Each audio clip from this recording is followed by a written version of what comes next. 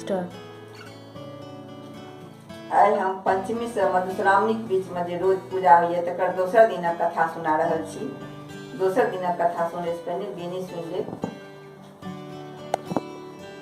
दोसर दिन कथा अछि बिहला ओ मनसा कथा। मनसा महादेवक मानस पुत्री छली। ओ जन्मतहि युवती भए गेली। नंगटे रहलाक कारणे हुनक लाजक रक्षा हेतु साँप हुनका देह में लेपटा गेल। एहि सबसँ गौरी अप्रसन्न भए गेली। तैं हेतु मनसाक कैलाश त्याग अन्यंत्र जाय पड़लनि। महादेवक कृपासँ अमृत वन चली गेली। हुनक इच्छा छल जे लोक हुनकर पूजा करय। ओहि सबमे मत्स्य लोक में चंद्रधर चंदू नामक एक पैघ सौदागर रहै। पैघक देखौंसी आनो लोक करैत अछि। तैं मनसा के मन में भेलनि जे पहिने चंदुए हमर पूजा करय तऽ देखा देखी आनो हमर पूजा करय लागत। चंदू महादेवक परम भक्त छल। ओ महादेव के छोड़ि आन देवताक पूजा करब नहीं गछलक। ओकर उत्तर छल जे दहिना हाथ महादेव के देने छियनि आ बामे हाथे हम अहाँक पूजा कय सकै छी। मनसाक ई नहीं जचल। ओ तमसा गेली। चंदू 6 गोट बेटा के ओ सांप डसबा के मार देलनि। चंदू के बुढ़ारी में पुनः एक बेटा भेल। हुनक टिप्पणी देख ज्योतिषी कहल जे इहो बेसी दिन नहीं जीता। हिनका विवाहक दिन कोबरहि में सांप डस गेल। चंदू अत्यंत दुखी भेला किंतु साध्य कोन। ओहि बेटाक नाम लक्ष्मीधर बाली लखनदर पड़ल। लक्ष्मीधर के 6 मास भेला पर चंदू अपन पत्नीक जिद पर एहन कन्या सँ गड़यबा ले विवाह प्रस्तुत भए गेला जकर टिप्पणी में चिर सोहागिन योग छलै। ओ पहाड़ पर एकटा एहन कोठा बनौलनि जे सब दिस सँ निमुन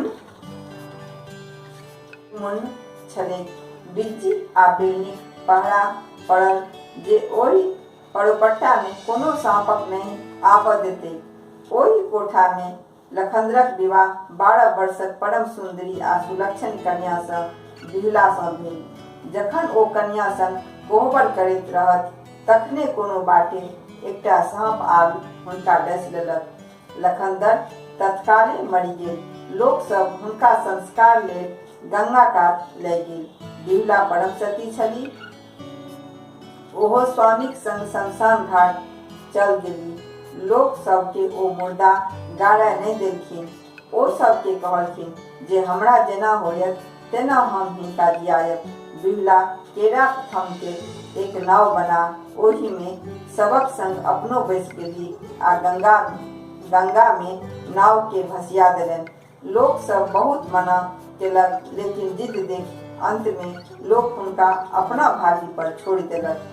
ओ बिना अन्न जलक गंगा में मुर्दा संग कईक दिन तक भसियत रहली। सबक मांस गली खसय लागल। केराक थम सड़ी के टूटय लागल। भसियत ओ देवप्रयाग पहुँचल। बिहुला ओतय त्रिवेणी घाट पर एक धोबी के कपड़ा खींचैत देखलखिन। हुनका संग एक चिल्का छलैक। ओ चिल्का ओकरा दिक करैत छलैक। बीच बीच में नुआ खींच लैत छलैक। अंत में धोबिन ओकरा जान सँ मारि खींचल साड़ी तर में झाँपि देलक। फेर जखन कपड़ा खींचल भए गेलै तखन चिल्का के जिया देलक आ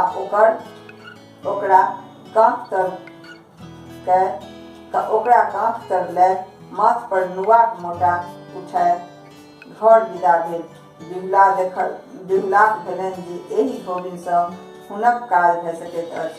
ओ ओहि दिन ओतय रुकि गेली।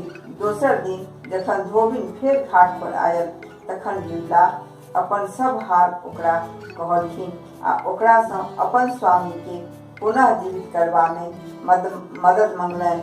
बिहुलाक सुंदरता धैर्य और साहस देख धोबिन के दया आबि गेल।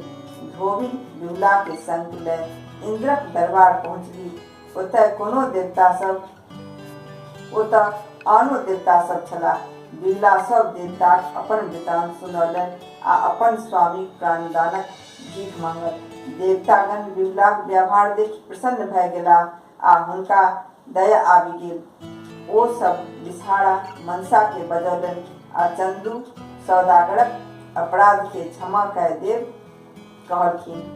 बिहुलो बिषहाराक पैर पकड़ि विनती केलनि आ आँचर पसारि कबूला केलनि जे यदि पति सहित हुनक 6 भैंसुर जीव उठत तऽ ओ अपन ससुर के मना कऽ पूर्ण समारोहक संग बिषहाराक पूजा करती आ मृत्यु भुवन में हुनक पूजा कर प्रचार करती। बिषहरि माता प्रसन्न भय सबके जीव जेबाक वरदान दय गेल।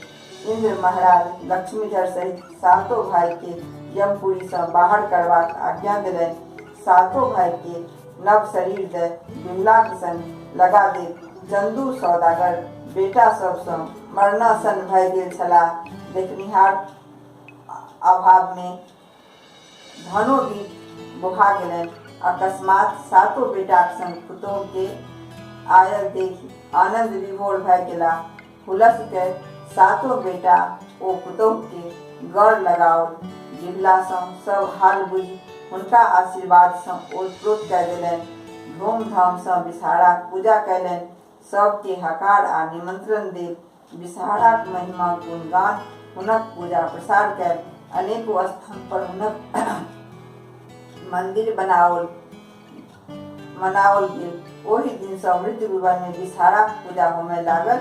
गाम गाम में हुनक गह्वर बनल आ लोक सब ढोल बजाय भीख मांग बिषहाराक गीत गाय पूजा प्रारंभ कयलक। जय बिषहारा।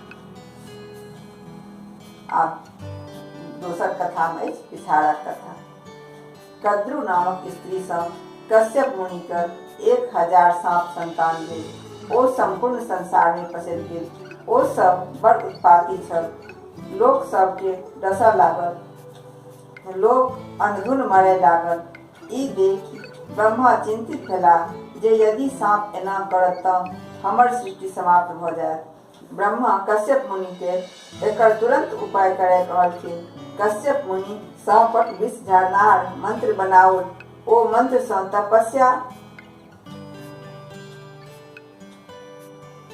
तपस्या कय बिषहारा सृष्टि कयल। तें ओ मनसा देवी कहाओल। किछु पैघ भेला पर ओ महादेवक लग कैलाश चलि गेल। ओतय बहुत तपस्या केला पर महादेव प्रसन्न भय हुनका ज्ञान आ मंत्र देलनि आ पुष्कर क्षेत्र जाके तपस्या करबाक सुझाव देलनि। ओतय 3 युग धरि श्री कृष्णक तपस्या केला पर ओ सिद्ध भय गेलीह। एतय ओ सिद्ध योगिनी कहाओल। एखन एक हुनक विवाह नहीं भेल छल। तपस्या सँ हुनक देह सुखा के जीर्ण भय गेल। हुनक नाम जरत्कारु पड़ि गेल। जखन हुनका जरत्कारु नामक बूढ़ तपस्वी ब्राह्मण सँ विवाह भेलनि ताहि सँ हुनका आस्तिक नामक पुत्र भेलनि। राजा जनमेजय प्रसिद्ध सर्प यज्ञ में अनेक सर्प मरल, किंतु सब सांप के आस्तिक मुनि अपन प्रभाव सँ बचा लेलनि। अखाड़क संक्रांति सँ नाग पंचमी धरि बिषहाराक पूजा पसीजक बात पर होइत अछि। बिषहाराक पूजा केला सँ लोक के धन धान्यक वृद्धि होइत छैक आ सांप डर नहीं रहैत छैक। 12 नाम सँ बिषहरि विख्यात छथि। जगत गौरी, मनसा, जरत्कारु, वैष्णवी, सिद्धियोगिनी, नागेश्वरी, शैली, जरत्कारु, प्रिया, भागिनी, आस्तिक, माता बिषहारा आ महाज्ञानयुक्ता। ई 12 नाम लैत रहला सँ लोक के अपना आ ओकर संतान पर सर्प दोष भय नहीं रहैत छै। ई 12 नाम पढ़ला सँ सांप भागि जाइत अछि। तेसर अछि मंगला गौरी कथा। श्रीकृति नामक एक राजा छलाह। हुनका बेटा नहीं छल। ओ एहि लेल चिंतित रहैत छलाह। अंत में भगवतीक आराधना करनाइ शुरू केलनि। भगवती प्रसन्न भय हुनका वरदान मांगय कहलखिन। राजा नतमस्तक भय कहलखिन, हे माता, अहाँक दया सँ हमरा कोनो चीजक कमी नहीं अछि। मात्र एक पुत्र छोड़। यदि अहाँ हमरा सँ प्रसन्न छी तऽ हमरा एकटा पुत्र दिअ। भगवती बजलीह, हे सेवक, तोरा सँ हम अत्यंत प्रसन्न छी। हम तोरा भाग्य में बेटा नहीं लिखल छल, तथापि हम तोरा बेटा देब। यदि सर्वगुणी बेटा देब तो ओ 16 बरसियत, आ यदि चिरंजीवी बेटा देब तो ओ महामूर्ख होयत। आब कह केहन बेटा लेब। भगवती की बात राजा के सोच में चलल। ओ रानी सँ विचार कयलाक उपरांत सर्वगुणी बेटा पता मनलै। भगवती हुनका आदेश दे हमर मंदिरक द्वार पर जे आमक गाछ छै, ताहि सँ एकटा आम तोड़ि के अपन पत्नी के खुआ दहक, लगले हुनका गर्भ रहि जेतनि। राजा खुशी खुशी रानी के भगवती आदेशानुसार खुएलनि। रानी के गर्भ रहल। समय पर हुनक कोशिश सँ सुंदर बालकक जन्म भेल। ओकर नाम राजा चिरायु राखल। समय बीतऽ लागल। भगवती कथानुसार राजकुमार पढ़ लिख सर्वगुण संपन्न भए गेल। माय बाप अर्जन परिजन सबके व्यवहार सँ प्रसन्न राखय लागल। देखते देखते राजकुमार के 16 वर्ष आबि गेल। राजा के चिंता बढ़ि गेल। बेटाक मृत्यु अपने सोझा में कोना रहिता। राजा राजकुमार के अपन साथ पुत्र कह देलनि आ कहल जे अहाँ हुनका काशी लऽ जाउ। जाबत जीवैत ताबत हुनका सुख सुविधा खूब ध्यान राखब। मरणोपरांत हिनका राजकुमारक योग्य सम्मान सहित मणिकर्णिका पर दाह संस्कार क्रियाकर्म कर हो जायब। मामा भागी काशी के रास्ता में जय जय आनंद नगर पहुँचला। ओतय वीरसेन नामक एक राजा राज करैत छलाह। हुनका मंगला गौरी नामक एक सुंदरी आ सुलक्षणी कन्या रहथिन। हुनकर विवाह आइए रात होमय लेल छलनि। राजकुमारी फुलवारी में सखी सभक संग गौरी पूजा में फूल लोढ़ै छली। गप्पे गप्पे में कोनो सखी तमसा के राजकुमारी के रानी कहि देलक। दोसर सखी सब एहि पर ओकरा खूब फजेत केलक जे एहन शुभ दिन में एहन अशुभ बात ओ राजकुमारी के किया कहलक। किंतु राजकुमारी कहि उठली, ई एकरा रानी कहने कि हम विधवा भऽ सकैत छी। हमरा कुल में तो आइ धरि कियो राज नहीं भेल अछि। हमरा ओतय तऽ सब केओ गौरी के तेना के गोहरेने रहैत अछि जे विधवा होबय असंभव। वर्ना हमरा हाथक अक्षत जाहि वर्ग माथ पर पड़ि जेतै तऽ ओ यदि अल्पायु रहत तऽ गौरी कृपा सँ चिरायु भऽ जायत। संयोगक बात जे चिरायु मामाक संग ओहि फुलवारी में ठहरल छलाह। राजकुमारी गप हुनक दुनू गोटे कान में पड़ल। मामा जी सोचलनि जे यदि एहि राजकुमारी संग हुनक भागिन के विवाह भऽ जाय तऽ अल्पायु रहि चिरायु भऽ सकैत छै। संयोग एहन जे राजकुमारीक विवाहक वाणिज्य देशक राजा विक्रमार्क बेटा सुकेतु वर्मा सँ होबय निश्चित छल। बड़ बरियाती साँझ खन ओहि फुलवारी में डेरा खसौलक। सुकेतु वर्मा परम मूर्ख आ बहिर छलाह। बड़क बाप पित्ती विचार में जे एहन कुरूप मूर्ख यदि मरबा पर जाय तऽ कन्या वाला बर के घुमा दे। तें हेतु कोनो सुंदर बर के लय मरबा पर देबाक चाही। विवाहक बाद मारि पीट के ओकरा भगा देब आ सुकेतु के गोबर में बैसा देलनि। तावत बरियाती सभक नजर सुंदर भक्त चिरायु पर पड़ल। ओ सब भरी रात लेल मामा सँ चिरायु याचना कयलक। मामा तऽ मने मन चाहते छलाह। ऊपर सँ थोड़े काल नाकर नुकर केलनि, पुनः अनुमति दे देलनि। आब बरियाती लोकनि सुकेतु के डेरा पर छोड़ि मंगनी बर चिरायु के संग लय विवाह स्थल पर पहुँचला। शुभ के सब कार्य संपन्न भेल। गौरी शंकरक प्रति माँक समक्ष सिंदूर दान भेल। बड़ चिरायु मंगला गौरी संग गोबर में सुतला। आइए रात चिरायु के 16 वर्ष बीत गेलनि। निशा राति में काल गहुमनक रूप धऽ गोबर घर पैसि गेल। राजकुमारी के तावत नींद नहीं आयल छलनि। ओ भयंकर गहुमन के देख भयभीत भऽ गेली। साहसक भरी बाटी साहस सँ भरी बाटी दूध साँपक आगू में बढ़ा देलनि आ प्रार्थना कयलनि हे नागराज हुनक पति प्राण नहीं ले वरना हुनका चिरंजीवी बना दे तो आजीवन ओ नागराजन पूजा करती आ व्रत रखती। सांप राजकुमारी की गुहार मान के ओ दूध उदय राखल कुल्हड़ में पैसले राजकुमारी तुरंत अपन बेटुआ आदि खोल कुल्हड़क मुँह बांध देलन तावत चिरारी के नींद टूटलनि आ राजकुमारी सँ किछु खयबाक लेल मंगलनि। हुनका बड़ भूख लागि गेल छलनि। कन्या अपन माय सँ खीर आ लड्डू आनि हुनकर भूख के तृप्त कयल। बर के हाथ धोअब काल हुनका आंगुर सँ पंचरत्न औंठी खसि पड़लनि जे कन्या अपन आंगुर में पहिर देलनि। बड़ पान सुपारी आ खा पुनः सूति रहला। बाद में जखन राजकुमारी सांप बला कुल्हड़ के फेंकै गेली तऽ देखलखिन जे सांपक स्थान पर एगो रत्नहार चकचका रहल अछि। ओ ओहि हार के अपन गर्दन में पहिर देलनि। भोर भेला पर मामा चिरारी के वापस लऽ गेलखिन आ बरियाती सब सुतेती के कोबर में बैसाबय चाहलक। राजकुमारी मंगला गौरी ई कहि हुनका रोक देलखिन जे ओ हुनकर पति नहीं छथि। हुनक विवाह आन ककरो संग भेल छनि। बर पक्ष वाला सब अरला आ सबूत मंगलनि। मंगला गौरी कहलनि जे रात में हुनका एक औंठी आ एक हार भेटल। बर बाजल जे ओ सब केहन छल आ रात में ओ की सब केलनि आ हुनका सँ की सब गप केलनि। सुतेत एको बातक उत्तर नहीं दऽ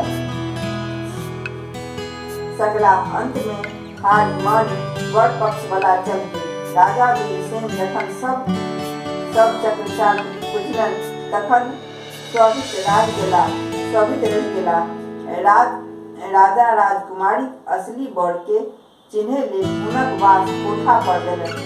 ओतय एक चिक लगाय देल गेल जतय सँ ओ कन्या लोक सब के देखैत रहती। राजा के धारणा छल असली बर अपन बियाह स्त्री के खोज में कहियो ने कहियो अवश्य आओत। तखन राजकुमारी हुनका चिन्ह जयथिन। अंततः सएह भेल। चिरारी अपन मामाक संग काशी प्रयाग हिमाचल आदि होइत एक वर्षक बाद ओतय अयलाह। देखैत देवी राजकुमारी खिसिया उठली जे वएह हुनक बर जाइ छथिन, वएह हुनक राजधानी जाइ छथि। वीरसेन दुनू मौन भागी कोठा पर बजाओ। राजकुमारी प्रत्येक प्रश्नक उत्तर ठीक भेल। राजा आनंदित भऽ अपन सौर बुजुर्ग के बजा पूर्ण धूमधाम सँ विवाहक उत्सव मनाय बर कन्या के नाना प्रकारक आभूषण हाथी घोड़ा सौर सिपाही संग लगाय विदा कयलनि। चिरायु सब सामान लऽ कन्या सहित अपन राजधानी पहुँचला। राजा रानी जखन सुनलनि जे हुनकर बेटा पुतोह आबि रहल छल तऽ ओ पहिने विश्वासे नहीं होनि। कारण चिरायु के मुइला तऽ आब वर्ष पुरि रहल अछि, लेकिन जखन बुझलनि जे बात सत्य अछि तऽ आनंदक पारावार नहीं रहल। तें बेटा पुतोह आगू राजा रानी के प्रणाम कयलनि। पुतोह मंगला गौरी के सासु भरि पाँच कऽ कोड़ा में बैसेलनि। मंगला गौरी हुनका अपन नैहर में गौरी पूजा के रिवाज तथा कोना हुनक अनुकंपा सँ सब केओ सतत सोहागिन रहैत छथि से कथा कहि सुनौलनि। तें गौरी आ नागक पूजा सतबा जीवन में बड़ पैघ महत्व रखैत छै। पाँचों बेटी पूजा छोट सनक मुरैनी पत्ता जिरमी लत्ता तहि जगदीश्वरी छड़ी माता हाथ सुपारी खोइछा पान बिसहर करती शुभ कन्या।